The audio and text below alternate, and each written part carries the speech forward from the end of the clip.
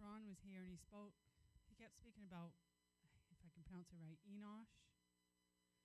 I've searched and searched for the time frame when there was no worship. I couldn't find it either. But what kept coming to me in my spirit was, Enosh was born for such a time as that. In Genesis 4,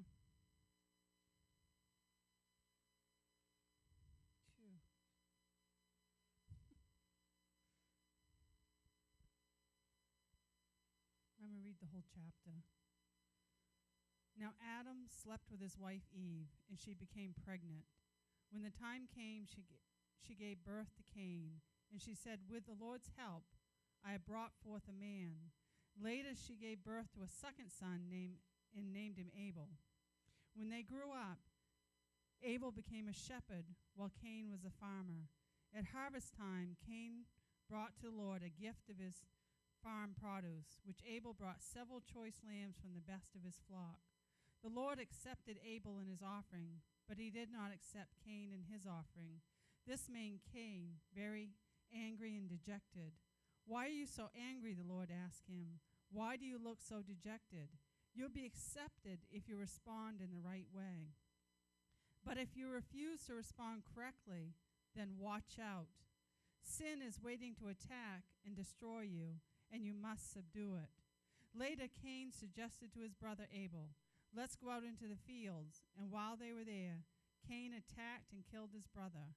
Afterward, the Lord asked Cain, where is your brother? Where is Abel? I don't know, Cain retorted. Am I supposed to keep track of him wherever he goes? But the Lord said, what have you done? Listen, your brother's blood cries out to me from the ground. You are hereby banished from the ground.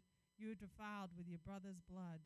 No longer will it yield abundant crops for you, no matter how hard you work. From now on, you'll be homeless, fugitive on the earth, constantly wandering from place to place. Cain replied to the Lord, my punishment is too great for me to bear. You've banished me from my land and from my presence. You've made me a wandering fugitive. All who see me will try to kill me. The Lord replied, they will not kill you, for I'll give 7 times your punishment to anyone who does. Then the Lord put a mark on Cain to warn anyone who might try to kill him. So Cain left the Lord's presence and settled in the land of Nod, east of Eden. Then Cain's wife became pregnant and gave birth to a son. They named him Enoch, which Cain founded a city, and he named it Enoch after his son. Enoch was his father. I won't read all that.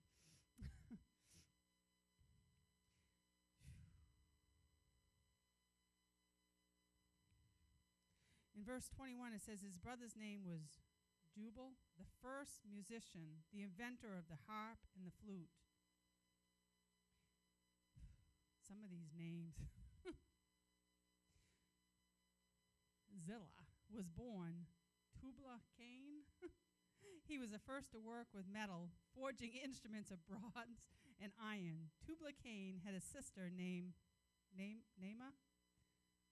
One day, Lamech said to, oh boy, listen to me, my wives. I've killed a youth who attacked and wounded me. If anyone who kills Cain is to be punished 7 times, anyone who takes revenge against me will be punished 77 times.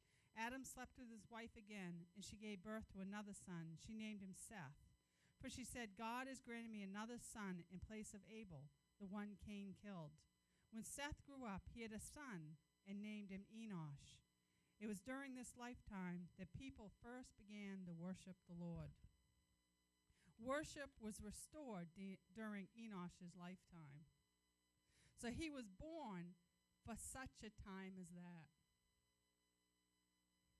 In Genesis 6, 1 through 8, when the human population began to grow rapidly on the earth, the sons of God saw the beautiful women of the human race and took any that wanted as their wives. Then the Lord said, my spirit will not put up with humans for such a long time, for they are only mortal flesh. In the future, they will live no more than 120 years. In those days, even afterwards, giants lived on the earth, for whenever the sons of God had intercourse with human women, They gave birth to children who became the heroes mentioned in the legend of old. Now the Lord observed the extent of the people's wickedness, and he saw that all their thoughts were constantly and totally evil. So the Lord was sorry he'd ever made them. It broke his heart. And the Lord said, I will completely wipe out the human race that I have created. Yes, I will destroy all the animals and the birds too. I'm sorry I ever made them. But Noah found favor with the Lord. So Noah found favor with the Lord. He was born for such a time as that. The call of Abraham. Abraham was born for such a time as that in Genesis 12.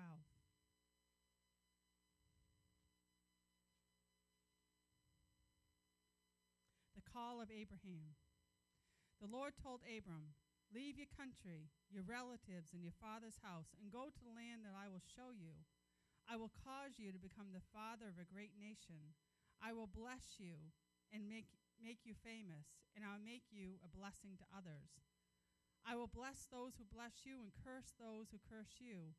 All the families of the earth will be blessed through you. Genesis 18, 16 through 33. Then the men got up from their meal and started on towards Sodom. Abraham went with them part of the way. Should I hide my plan from Abraham? The Lord asked. But Abraham will become a great and mighty nation, and all the nations of the earth will be blessed through him. I've signaled him out so that he will direct his sons and their families to keep the way of the Lord and do what is right and just. Then I will do for him all that I have promised.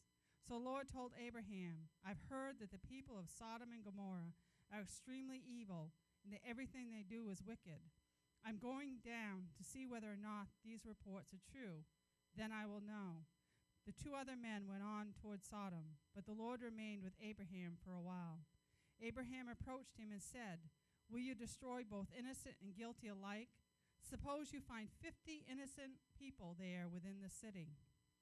Will you still destroy it and not spare it for their sakes? Surely you wouldn't do such a thing, destroying the innocent with the guilty. Why, you would be treating the innocent and the guilty exactly the same. Surely you wouldn't do that. Should not the judge of all the earth do what is right? And the Lord replied, if I find 50 innocent people in Sodom, I will spare the entire city for their sake. Then Abraham spoke again, since I have begun, let me go on and speak further to my Lord, even though I am but dust and ashes. Suppose there are only 45. Will you destroy the city for the lack of 5? And the Lord said, I will not destroy it if I find 45. Then Abraham pressed his request further. Suppose there are only 40. And the Lord replied, I will not destroy it if there are 40. Please don't be angry, my Lord, Abraham pleaded. Let me speak. Suppose only 30 are found. And the Lord replied, I will not destroy it if there are 30. Then Abraham said, since I have dared to speak to the Lord, let me continue. Suppose there are only 20. And the Lord said, then I will not destroy it for the sake of the 20. Finally, Abraham said, Lord, please do not get angry. I will speak but once more. Suppose only 10 are found there. And the Lord said, then for the sake of the 10, I will not destroy it. The Lord went on his way when he had finished the conversation with Abraham, and Abraham returned to his tent. God used Abraham mightily. Abraham was an intercessor. The question is, are we interceding when God has called us to the wall of intercession? As I was reading that, I was reminded of a few years ago. I was living in Brewer, and I got up in the morning. I was going to take my shower, and as soon as I got in the shower, I had this vision. I saw my daughter getting in an accident, and I started praying. It was like, at first my mind was like, get out of here. Then I started praying for safety and praying for the angels to protect her. I got out of the shower, and I saw that my answer machine was blinking. And I went over to the answer machine, and my daughter was screaming on the machine. I couldn't understand what she said, but I knew she'd been in an accident. She'd rolled over, I think it was an SUV, and my granddaughter Ariana was with her. Every window in the SUV broke except for the one where Ariana sat. It was totaled, but they both walked away unhurt.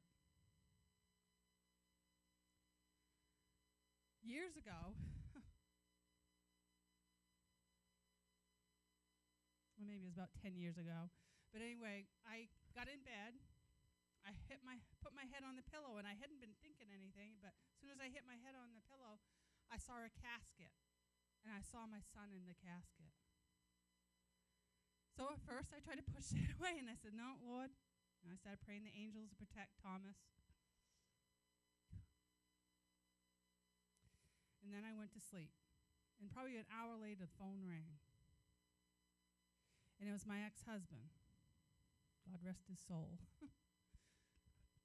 But he was telling me that I better get my son out of his house because he was going to kill him. If anybody knew my ex-husband, when he was drunk, you didn't put much past him. So I passed the phone to Tony, and I can't remember if Tony went over there that night or not, but I know that he talked to Thomas. And the next day, our son Thomas came over to the house, and he was telling me that his father actually had a knife ready to kill him.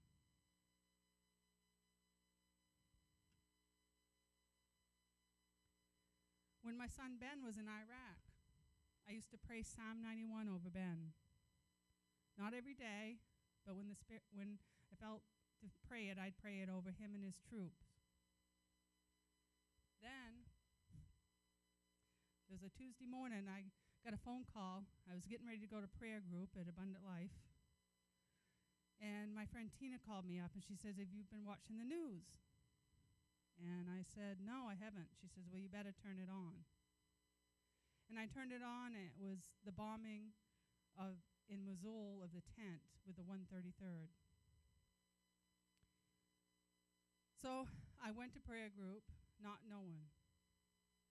And then I got a phone call during prayer group, and somebody called me up and said she was talking to Ben on the internet. He just wanted to let us know that he was fine. That morning, he had got up that morning, and he had thought to himself, "I think I'll go eat underneath the tent this morning," which he said he hardly ever did that, but that day he was thinking of going to eat underneath the tent. But God had a different plan, because he took him out and put him somewhere else when the bombing happened.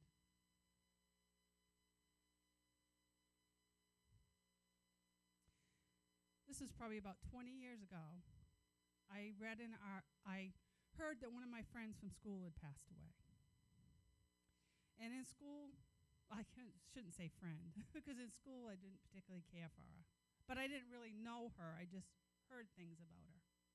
But when I heard that she had died, I grieved. And one night I had a dream, because she had died supposedly she'd fallen off her horse and hit her head. Well, I had a dream one night that it wasn't an accident. In my dream, her husband had tried to kill her.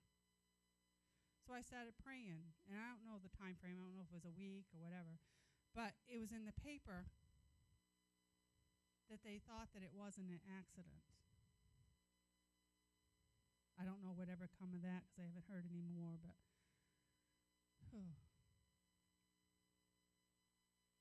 I remember we was living in Belfast at the time. I used to go to a prayer group in Camden. It was a Catholic prayer group. It was the first time I ever saw people slain in the spirit.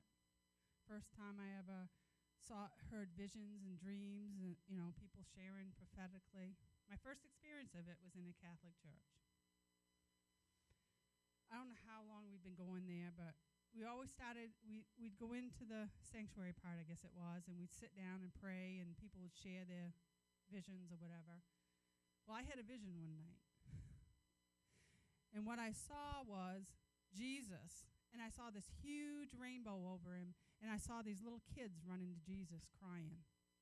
I looked at my friend, and I says, "We need to leave." We got out in the car, and I says, I don't think I'm ever going back there again. It's something I just feel. And I think it was probably a year later that it all come out about the incest and everything within the Catholic Church. I'm not saying that it was happening at the Catholic Church, but I know when I had that at that particular Catholic church, but I know what I saw and I know what I felt. And it was like, with all that, what God has showed me, what if God has called us to Bucksport to be the watchman on the wall? What if he's called us here to keep the portals open in this area? What if, because of our prayers, God spares the city? I say, what if? I'm not, no.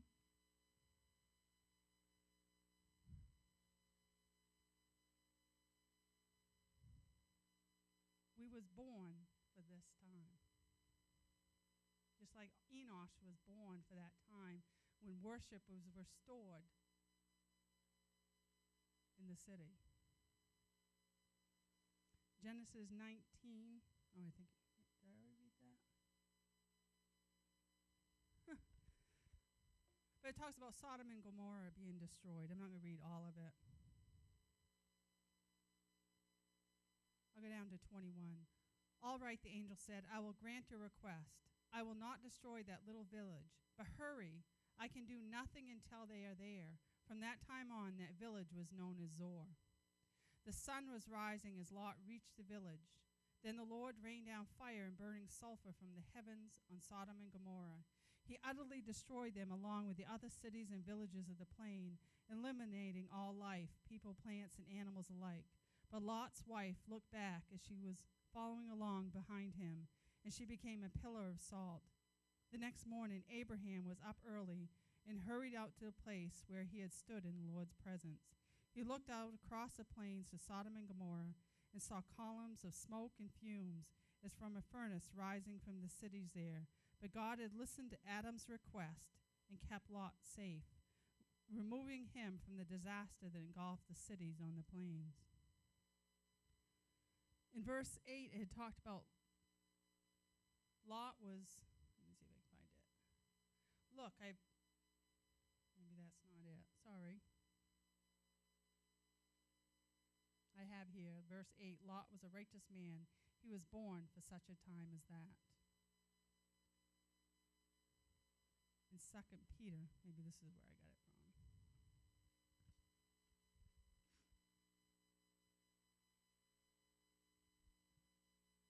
2 Peter 2, 4 through 9.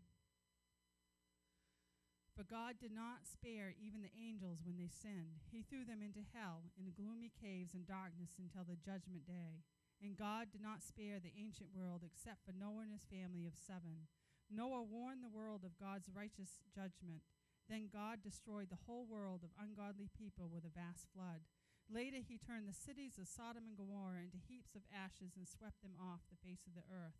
He made them an example of what will happen to ungodly people.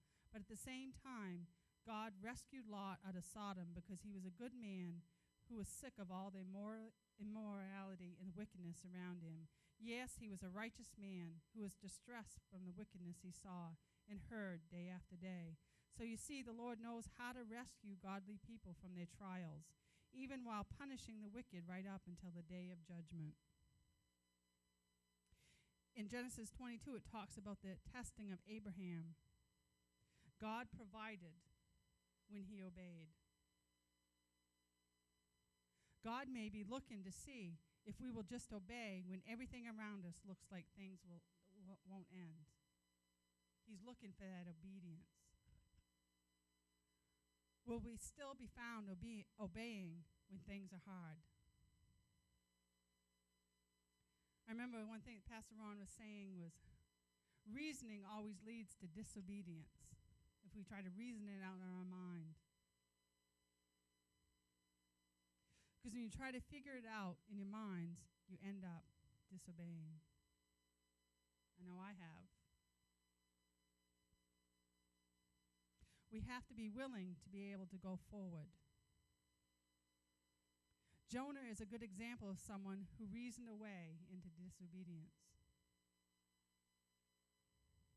And then in Jonah 2, it talks about out of the belly he called out. He was in the stink and in the mess and in the, then he called out to God.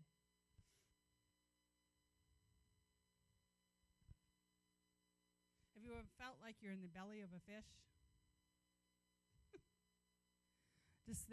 Have you ever felt like things around you stink? Maybe we need to see why. In Jonah 2:9, it says he turned his heart around.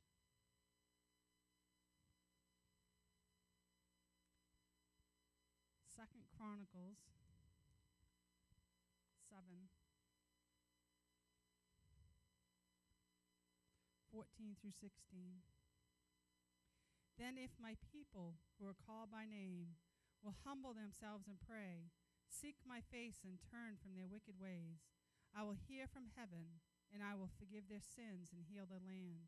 I will listen to every prayer made in this place, for I've chosen this temple and set it apart to be my home forever. My eyes and my heart will always be here.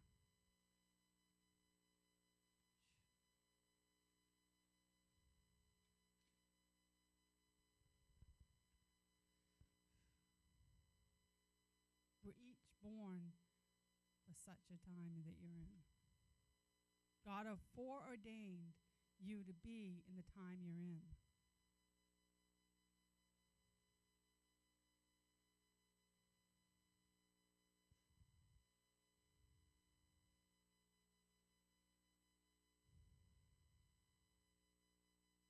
This is a prophetic word that I found on Elijah list, and I want to read it. Take new steps, even how you dance with me, he said. There'll be new events that will begin to come toward you. He said some of the steps will be steps you've never taken before. They will require your faith to step out into a new place. People who never danced before are so afraid that they'll get out and they will look foolish. My glory will cover you if you walk in obedience to my new steps. I want you to pick up your feet right now, where you're standing, and just walk in place right now. Yes. I heard the Lord say, I'm going to give you new steps. I'm going to give you new instructions where to walk, how to walk, what to walk away from, and what to walk forward to. He said some of you will be limping and some of you will be running, but you will be moving. I work in moving vessels. Did my people not have to wait for the rain and the cloud to move? Then the cloud became bigger and bigger and bigger. Then so did the rain. Some of you have been in a spiritual drought. He said, step into a new sound. Step to new steps and let my spirit order your feet to step in the place that I prepared for you. I want you to step into the cloud right now. Move to the Spirit. If it seems strange, don't worry about it. Move to the Spirit. Move it out. Get in the Spirit. Come into the dance and flow with my Spirit. Carry my power and glory. Make your feet the foundation of this vessel of honor. He said, in my word I have said, how beautiful are the feet of those who spread good news. How beautiful are the feet, my saints, who spread my good news. That's from Eileen Fisher. For such a time as this.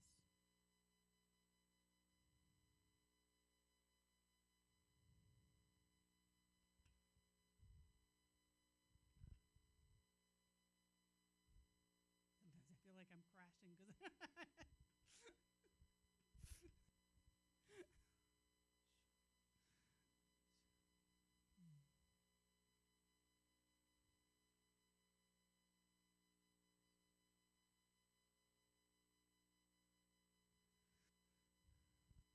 that's all I had. So if anybody else got anything to share.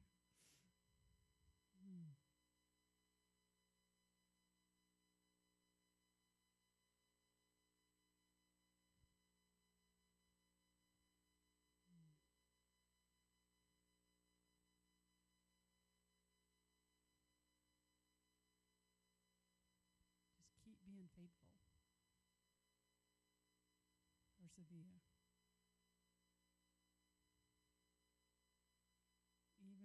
see anything, persevere.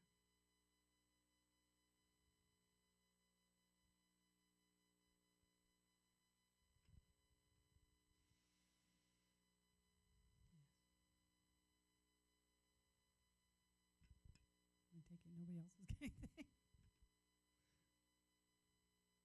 You want to come up, Tony, or help me land it?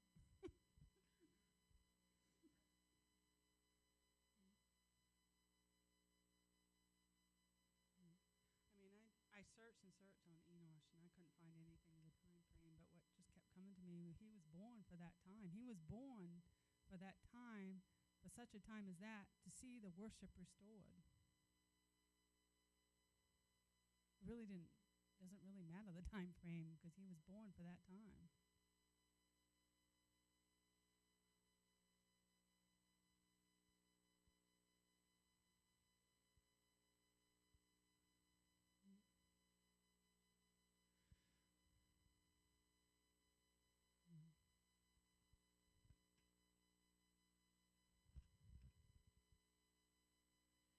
Thank you, Jesus.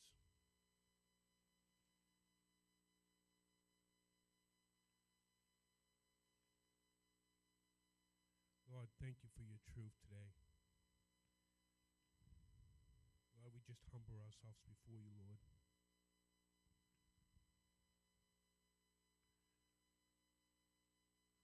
Lord, I thank you for each one here today.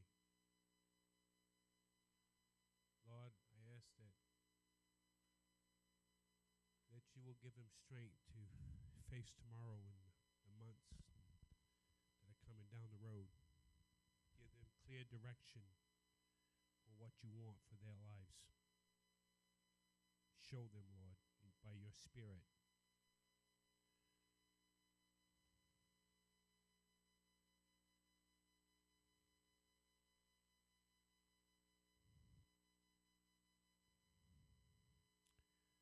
Lord, I pray for humbleness. Lord, help us to be a humble people, a hungry people for you, Lord. Lord, I want all that you have for me.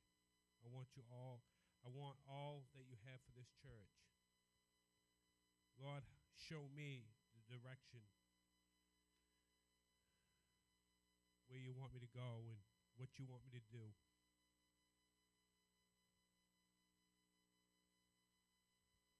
But most of all, Lord, I just want your will to be done. Regardless of how I feel, I want your will to be done in this land. So, Lord, have your way in us.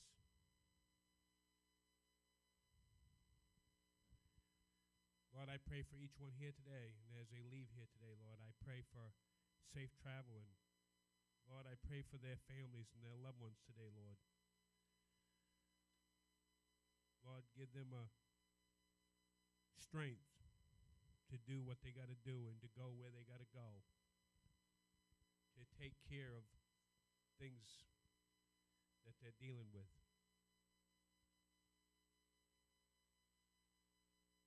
Thank you, Jesus. Thank you for who you are and what you're doing.